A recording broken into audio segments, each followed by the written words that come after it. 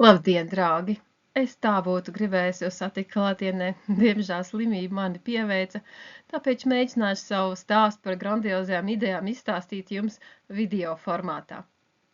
Tātad jūs redzat manas prezentācijas nosaukumu. Tas ir Klusais Lielupas Grīvas rajons, kā PSRS mēroga zvejniecības muzeja vieta, Andreja Šulca ieceres un plāni 1960. 70. gadi. Es esmu Līga Strazda, šī muzeja vēsturniece un arī Latvijas Universitātes doktorante.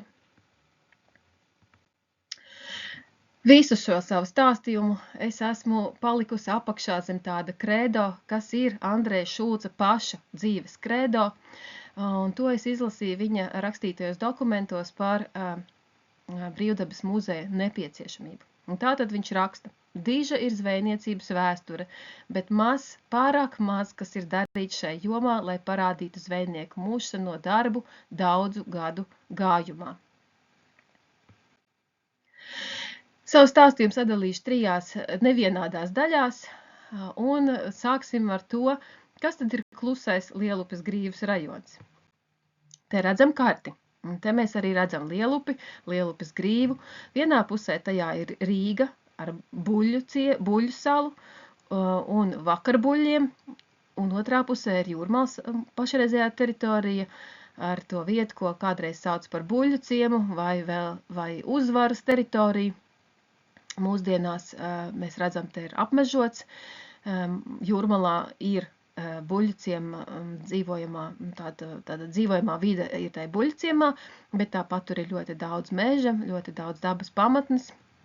Un tādā tumšāk pelēkā krāsā ir zemes, kas bija nopirktas, lai veidotu biznesu, bet tās arī tur klusumā un aizslēgtībā stāv. Kāpēc viņš ir kluss? Tāpēc, ka gan vienā pusē, gan otrā pusē ir absolūti neiespējami viegli nokļūt. Jūrmālas pusē ir tikai viens autobus reizi stundā, kas nāk no vienas no stacijām, laikam no Bulduriem. Par Vakarbuļļiem ir pavisam švaki, tur arī ļoti reti Rīgas autobus. Bet tātad šajā vietā, kas ir absolūti tāda tā kā neskarta dabas vieta, Andrejs Šulcs bija iecerējis veidot lielu zvejniecības dabas muzeju. Te mēs redzēsim 3 brīnišķīgas fotogrāfijas, kur atainota tā vieta no drona lidojuma. Ceru, ka jūs pazīstat. Jā, šī ir Jūrmalas puse. Pasaku paldies fotogrāfiju autoriem, kuri ir publicējuši šīs fotogrāfijas Facebook kontā Jūrmalas latvietis. Un te mēs redzam mūsdienu karti tādā pietuvinātākā skatā. Ar sarkano līniju ir apvilkts mūsdienu Jūrmalas Brīvdabas muzejs. Tas ir tas, kas no lielā Andreja Šulca sapņu burbuļa, piezemējoties caur laikiem uz zemes, ir palicis kā realitāte. Un te mēs redzam arī ielu kārtojumu, kāds ir mūsdienās. Un tā tad turpināsim. Andrejs Šulcs pats par sevi ir cilvēks, kas savu visu mūžu veltījis to cilvēku piemiņai un iemūžināšanai, kuri dzīvo pie jūras zvejniekiem. Viņam pašam tēvs, vectēvs, ģimenes ir bijuši zvejnieki. Viņš ir braucis zvejot, viņš ir braucis uz burinieka. Pabeidzis ģimnāziju Ventspilī, 1930. 38. gadā mācījās Latvijas Mākslas akadēmijā, pabeidza Vilhelma Purvīša dabas skatu glezniecības klasi un iesaistījās arī toreiz aktīvajā lībiešu kustībā. Viņš bija Lībiešu draugu biedrības sekretāra palīgs. Izlaidīšu kara gadus, bet 45. gadā Andrejs Šulcs Ventspilī kļuva par skolotāju un vienlaikus arī par muzeja direktoru. Periodu no 45. līdz 68. gadam viņš pavadīja Ventspilī, kā muzeja, kā no sākuma viena, pēc tam 2 muzeja direktors, un tad 68. gadā viņš pārcēlās uz Jūrmalu, uz kolhozu Uzvara, Zvejnieku kolhozu Uzvara, un tur vadīja intensīvus gadus līdz 80. gadiem, kad viņš no kolhoza aizgāja. Bija jau cienījamos gados. Bet, kad nāca atmoda, viņš atkal kļuva ļoti aktīvs. Viņš bija cilvēks, kurš ar savu mākslu mēģināja uzrunāt sabiedrību, atgādinot par Baltijas jūras ekoloģisko situāciju. Un, protams, viņš bija arī ļoti aktīvs lībiešu tautas tātad, gara mantu un piemiņas glabātājs. Fotogrāfijās jūs redzat Andreja Šulca dažādās dzīves situācijās, un, diemžēl, esmu aizsegus ar savu skatu Andreja Šulca dēla Aivaru seju, bet, nu, tas ir tātad, tur ir ģimenes portrets.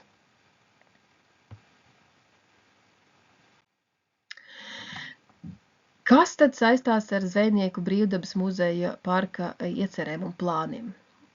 Pirmais lielais impulss Andrejam Šulcam saistījās ar to, ka, būdams Ventspils muzeja direktors, viņš piedalījās ne tikai muzeja darbā, bet arī arheoloģiskos izrakumos. Viņš arī nodarbojās ar tādu lietu kā hidroarheoloģija, bija vadījis tādos meklējumus vairākos ezeros, Ludas ezerā, Vilkmojušas ezerā pie Talsiem, un viņš bija arī aktīvs etnogrāfs. 50. gados piedalījās arī etnogrāfu sanāksmēs Maskavā, Zinātņu akadēmijā, un tur viņš smēlās iedvesmu tam, ka ir jāveido speciāls brīvdabas muzejs veltīts zvejniekiem, jo visādām vidēm tātad brīvdabas muzeja ir, bet zvejniekiem tieši nav. Un tā viņš arī sāka rīkoties, un Ventspilī 54. gadā uzsāka veidot šādu muzeju. Viņam veicās diezgan labi, muzeju viņš izveidoja. Viens no tādiem kulminācijas punktiem bija Mazbānīša izveide muzejā, kurā tātad vadātu apmeklētājs. Un tas bija vienlaicīgi gan kā izklaides moments, gan arī tas Mazbānīts bija tas vilcieniņš, kurš bija braucis pa zvejnieku ciemiem Latvijas laikā. Un tātad arī šo zvejnieku ciemu tātad vēstures faktu vai posmu viņš saglabāja. Tomēr paralēli tam, ka muzejs attīstījās, viņam radās arī konflikti ar vietējo varu. Bet, to mēs mazliet vēlāk, un te jūs ātri varat izlasīt man nākamā stāstījuma tātad sadalījumus, un es viņiem sekošu.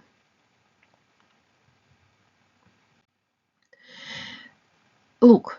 Te jūs redzat brīdi, kad Andrejs Šulcs ir atbraucis pakaļ zvejnieku laivai uz Kaugurciem, tepat pie mums, jo viņš pats bija noteicis, ka Ventspils jūras zvejniecības muzeja tātad areāls ir no Lietuvas robežas līdz pat Lielupas ietekai. Un Kaugurciem ietilpa šajā te areālā. Viņš bija uzzinājis, ka Kauguru brigādei, krasta brigādei ir laiva, kuru savulaik bija atveduši filmēšanas vajadzībām no Vidzemes jūrmalas, un tā tur stāvēja, un tā ir filmēta filmā Zvejnieka dēls, un it kā abās versijās, un viņš bija atbraucis pakaļ laivas, tā sakot, pārņemšanai muzejā. Interesants ir šis pašas fotogrāfijas stāsts, jo tā fotogrāfija ir arī Ventspils muzejā, un tagad ir arī Jūrmalas brīvdabas muzejā, un pats Andrejs Šulcs savā albumā, kurā viņš aprakstīja savus dzīves un darba gaitas, viņš šo bija nodatējis ar 63. gadu. Bet mēs papētot mazliet periodiku un arī sazinoties ar Ventspils kolēģiem, konstatējām, ka nekā tas tomēr būs 59. gadā, jo Andrejs Šulcs pats arī bija uzrakstījis rakstu par šo notikumu. Lūk, šis atainoto veidu, kā Andrejs Šulcs darbojās, kā viņš veidoja muzeja eksponatūru. Un, kā jau minēju, paralēli tam, ka Zvejniecības muzejs Ventspilī auga un pieauga popularitāte un apmeklētāji un priekšmetu skaits, radās tāds zināms domstarpības ar pilsētas vadību. Tas jau acīm redzam nenotika vien tikai 68. gadā, kad viņam bija no muzeja jāaiziet, bet tās domstarpības jau bija agrākā periodā. Un par to var vērot arī to aktivitāti, ko Andrejs Šulcs izvērsa. Viņš mēģināja savu zvejniecības muzeja ideju iznest plašākā, augstākā slānī, respektīvi, lai viņš nebūtu atkarīgs tikai no pilsētas vadības.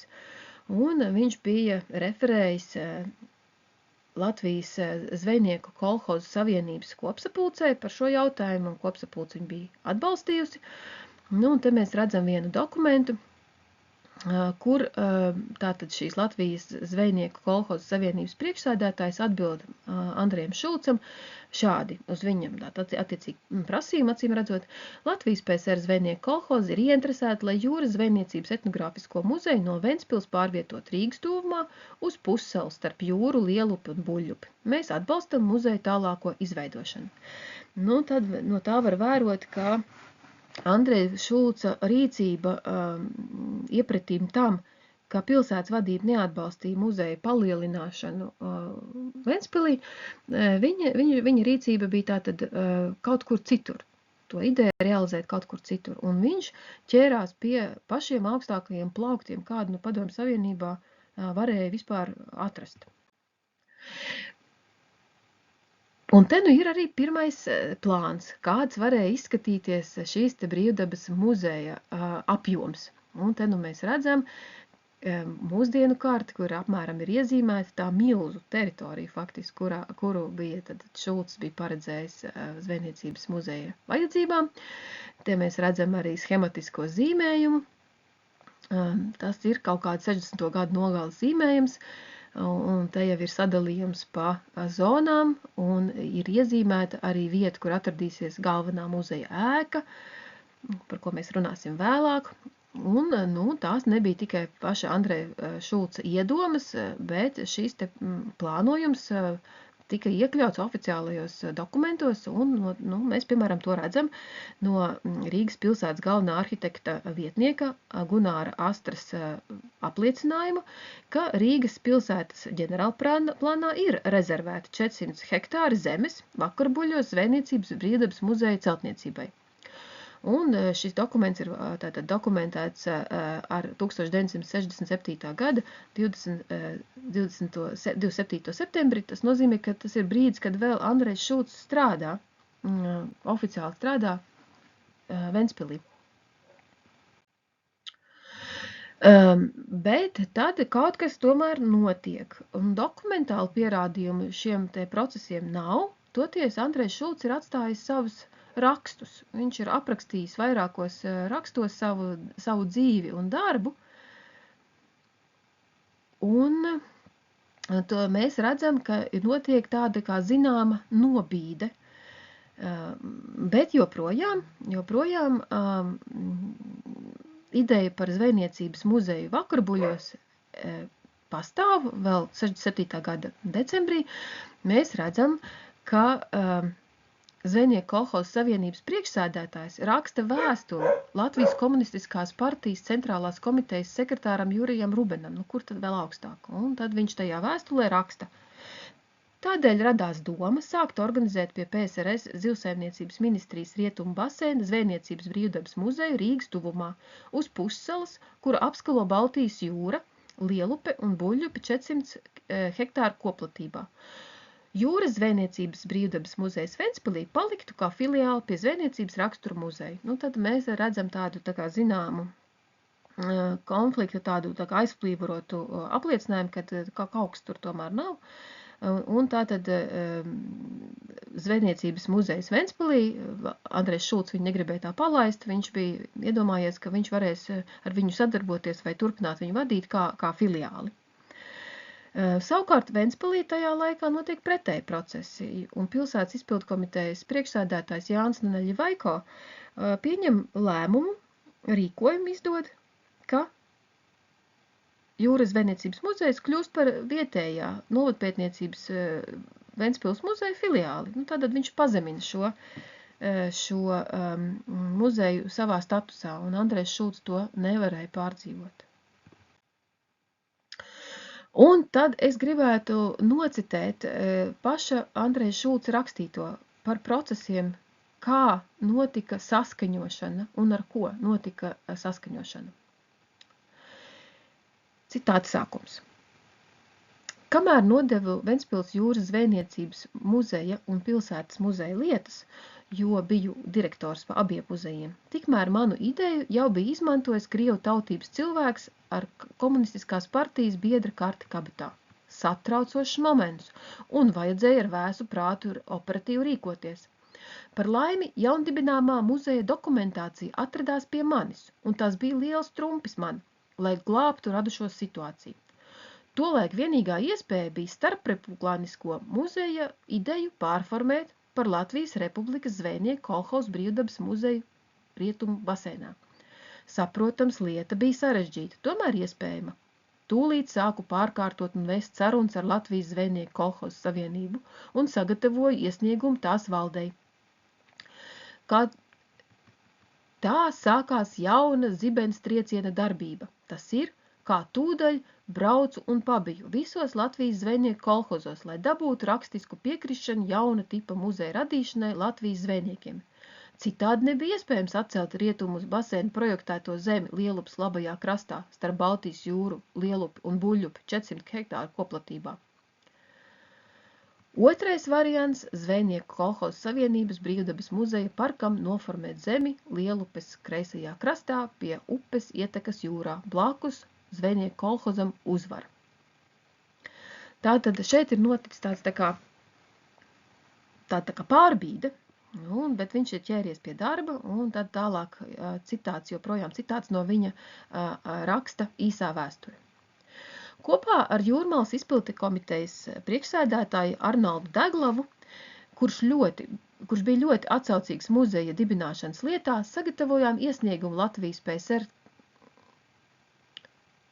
Latvijas komunistiskās partijas centrālajai komitejai par zemes piešķiršanu Jūrmalas pilsētā. Lielupes grīvā, kreisajā krastā, 250 hektāru koplatībā. Pēc mēneša A. Deglavu un A. Šulcu uzaicināja ierasties Latvijas komunistiskās partijas centrālajā komitejā uz sēdi, kurā izskatīs zvejnieku kolhozu brīvdabas muzeja lietu. Abi ieradāmies uz sēdi, kuru vadīja centrālās komitejas sekretārs Leņš. Jau pašā sēdes sākumā kāds no dalībniekiem izteicās: jūs gribat Jūrmalas pilsētas teritorijā 250 hektāru zemi? Tā ir utopija. Tā runātāji sekoja viens pēc otra diezgan skeptiski. Deva vārdu Deglavam, kurš jau bija nosarcis. Viņa uzstāšanās runa bija dedzīga, uzsvērdams, ka tā nav personiska lieta, bet visas tautas lieta, kas Jūrmalas pilsētai var būt ļoti saudabīgs un interesants apskates objekts, it īpaši tūristiem un kūrortniekiem. Un tad Šulcs stāsta, kā tad viņš pats ir argumentējis, un viņš ir teicis, ka agrāk buržādiskajā Latvijā cilvēki brauca uz Jūrmalu tikai gulēt smiltiņās un atpūsties, bet padomju cilvēki brauks atpūsties un vienlaikus apgūt arī vēsturi. Un tad viņš min, ka balsojums bija atbalstošs un, principā, lietai bija iespēja turpināties. Bet Leņš teica, ka vēl viss jāsaskaņo ar apgabala komisāru Bagram Janu. No konteksta var spriest, ka tas apgabals ir Baltijas kara apgabals, bet Bagram Jans, Ovanes, jeb Ivans Bagram Jans, tajā laikā vairs nebija apgabala priekšnieks. Laikā no 55. līdz 68. gadam viņš bija dažādos augstos amatos PSRS aizsardzības ministrijā, bet joprojām dzīvoja Lielupē vasarnīcā, un iespējams, ka tā bija tāda neformāla tikšanās. Un tad citēšu jums atkal raksta gabaliņu no īsās vēstures, un tad Andrejs Šulcs par to raksta tā. Sāku. Zināms, Deglavs jau bija sarunājis vizīti pie Bagram Jana. Ieradāmies, mūs sagaidīja dežūru versnieks un aizveda pie ģenerāļa. Izrādās, viņš jau bija lietas kursā, un ienāca arī vairāki augsta ranga virsnieki ar papīra ruļļiem rokās. Tos vienu pēc otra izklāstīja uz galda. Atklājās, ka tie ir jahtu kluba projekti pie Lielupas ietekas jūrā. Radās sarežģīta situācija un garas sarunas ar projektu izklāstītāju virsniekiem. Bagramjans un Daglaus to visu rūpīgi noklausījās. Tad es te mazliet izlaižu, un tad viņš saka tālāk. Tad Bagramjans teica, es sazinājos ar Maskavu jahtu kluba lietā un ar lielām grūtībām panāca to, ka jahtu klubu Lielupē necels, tā kā jūs varat celt zvejniecības muzeju. Deglaus priecīgs pateicās Bagramjanam, atvadījāmies un aizgājām. Pa ceļam Deglaus teica, ka izšķirošais laikam bijis tas, ka viņam turpat tuvumā ir vasarnīca un ka zvejniecības muzejs un zvejnieku kolhozs uzvara viņam ir labāk nekā jahtu klubs. Jo uzvarā var dabūt kādu lasi, un viņa vasarnīcas tuvumā tik liela kņada un nemierīgums nav vajadzīgs. 69. gada 22. oktobrī Arnolds Deglaus šķīrās no dzīves, un viņa vietā, Jūrmalas izpildkomitejas priekšsēdētāja vietā, tika iecelts Ēriks Baumanis. Šulcs raksta, ka arī viņš atbalstīja Brīvdabas muzeja veidošanu. Un tātad Andrejs Šulcs izstrādāja muzeja struktūras plānu, kas tika iesniegts Jūrmalas pilsētai, kultūras ministrijai un zvejnieku kolhozu savienībai. Un te jūs redzat divus dokumentus. Viens ir izpildkomitejas protokols, respektīvi lēmums, kurā nolemj, ka drīkst atļaut projektēšanas sākumu.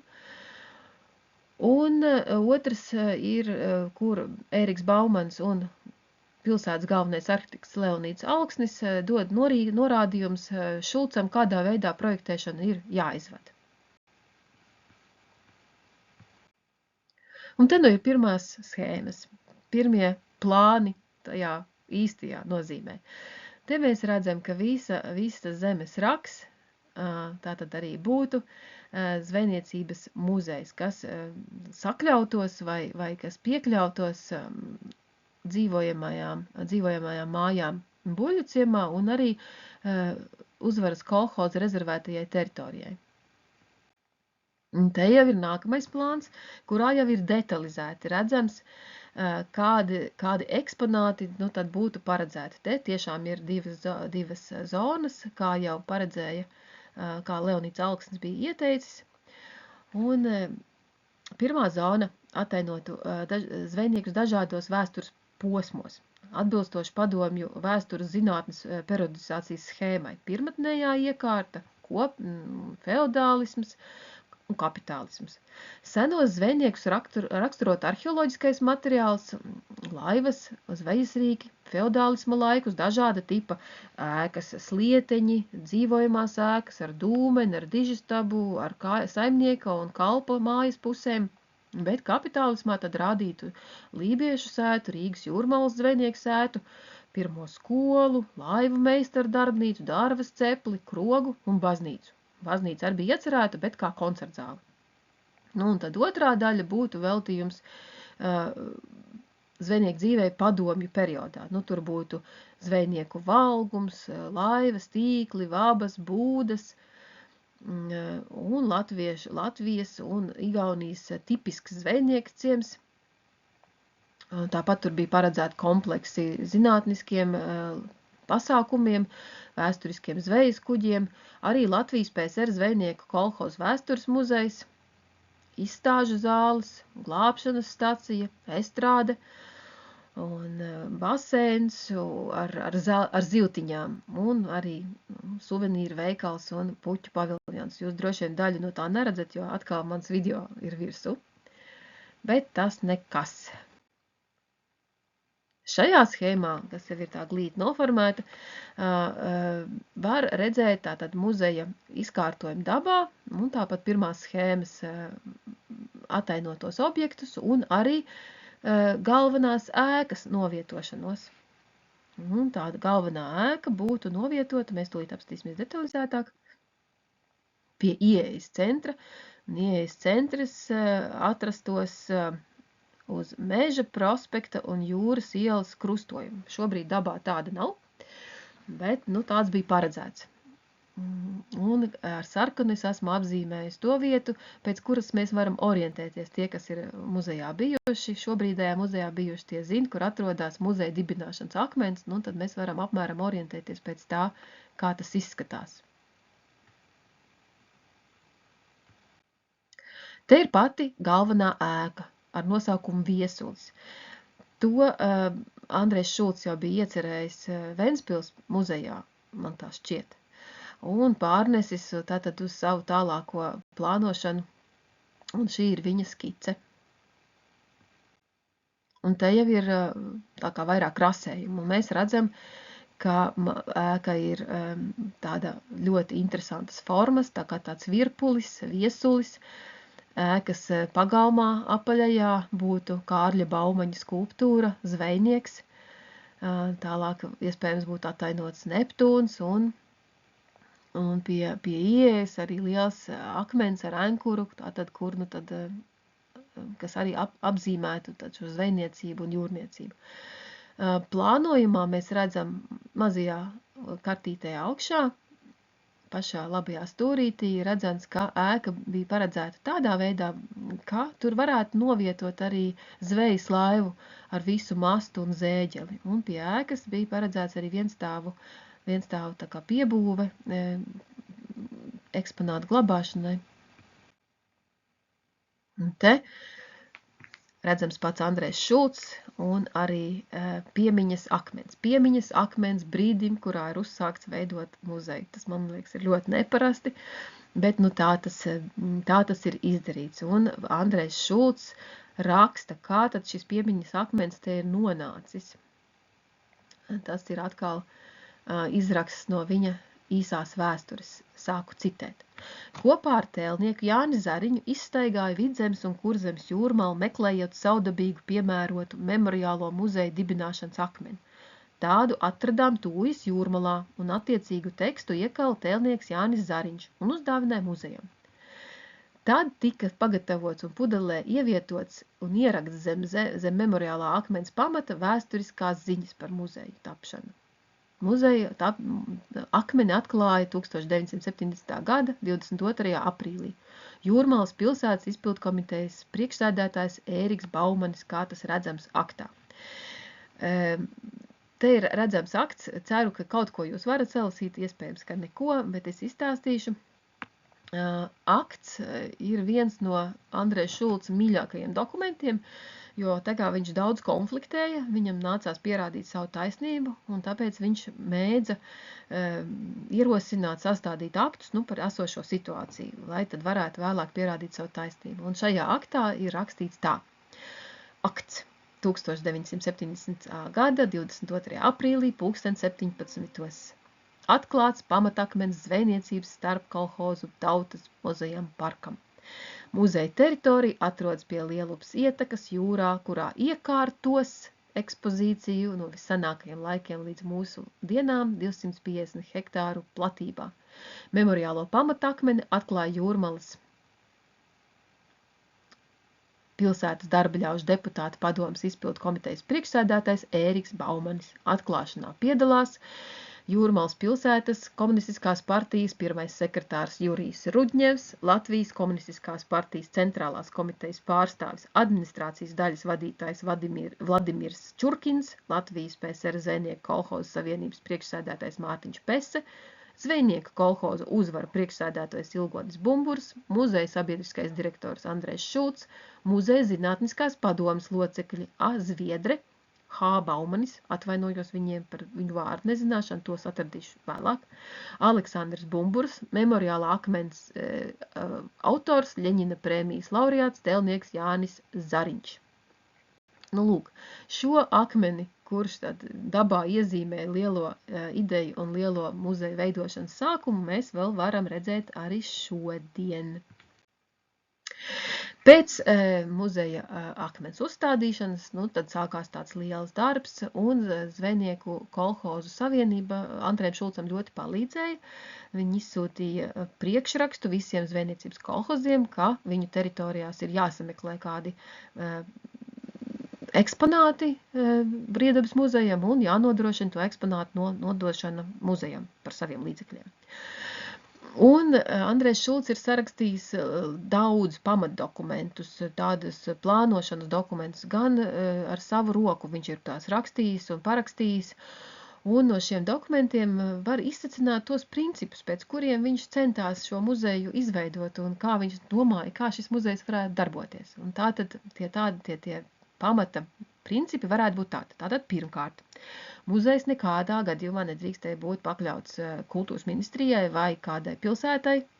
Viņam bija jāpakļaujās kādai augstākai instancei, jo profilētie muzeji pēc Andreja Šulca ieskata ir daudz tādi perspektīvāki. Materiālo bāzi toties nodrošinās kolhozs uzvaru. Acīm redzot, tas jau ir sācies, tas jau bija sācies, un pie visiem papīriem Ilgoņa Bumbura paraksts arī ir redzams. Un kā tad varētu veikt vispār to celtniecību tīri fiziski? To varētu padarīt divi būvmeistari, kurus ieskaitītu zvejnieku kolhoza būvniecības brigādē. Un talcinieki. Tas ir būtiski. Tas nāk kā viņa pieredze Ventspilī. Krājuma un ekspozīcijas ēku viesulis projektēs 3 autori, un tas būs speciālais projekts. Un to cels kolhoza uzvara līdzekļiem daļēji un nobeigs ar zvejnieku kolhozu savienības regulēšanas fonda līdzekļiem. Un eksponāts atlasīs Šulcs ar entuziastu grupu, kuru veidošanos ir jāveicina visas piekrastes garumā.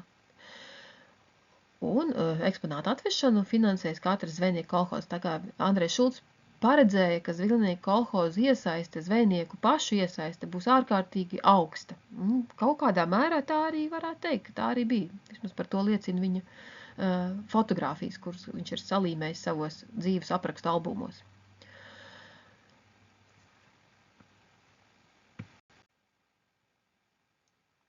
Arī pēc atklāšanas darbi intensīvi turpinājās plānošana oficiālajā līmenī. Te ir pats pēdējais plāns, kas mums līdz ar viņa dokumentiem ir ienācis Brīvības muzeja krājumā. Un tas ir datējams, tas agrākais datējums 75. gads. Un te mēs redzam, ka plāns ir izstrādāts, 2 zonas, ir izstrādāti arī objekti. Redzam arī, ka galvenā ēka viesulis ir sadalīta 2 daļās, un galvenā ēka ir pārnesta uz padomju periodu. Savukārt ieejas mezglā ir atlikusi tikai tāda vienstāvēka. Kaut kāda iemesla tam droši vien bija. Un 74. gads ir arī tas gads, kad muzejā uzstāda to toreiz galveno eksponātu, zvejnieku māju no asariem, Bāļķu māju. Ar to ir faktiski es savu stāstījumu beigšu. Es tagad uzlikšu slaidu uz atsaucēm. Kādam ir interesanti, varētu palasīt, bet es noslēgumā pateikšu, ka nerealizējās tas muzejs. Kā mēs zinām, mūsdienās tāda liela zvejniecības muzeja nav. Un tas apstājās iespējams savas grandiozitātes dēļ no vienas puses, bet arī konfliktu dēļ no otras puses.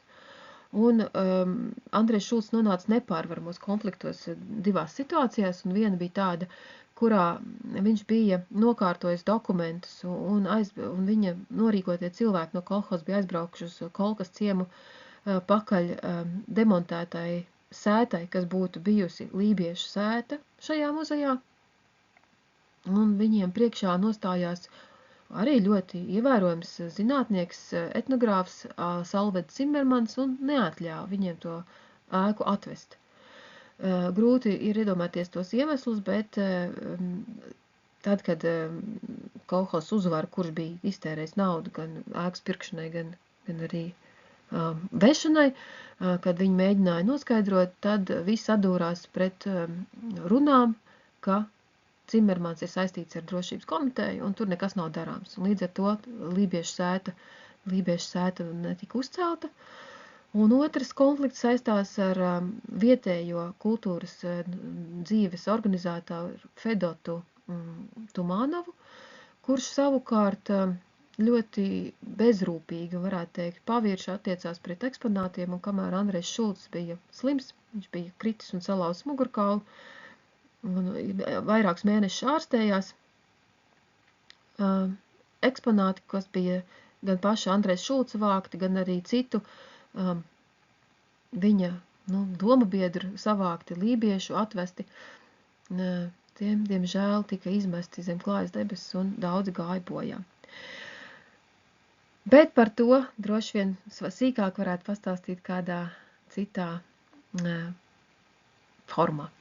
Paldies jums par uzmanību! Ļoti ceru jūs nākamreiz skatīt vaigā, nevis caur ekrānu. Paldies! Uz redzēšanos!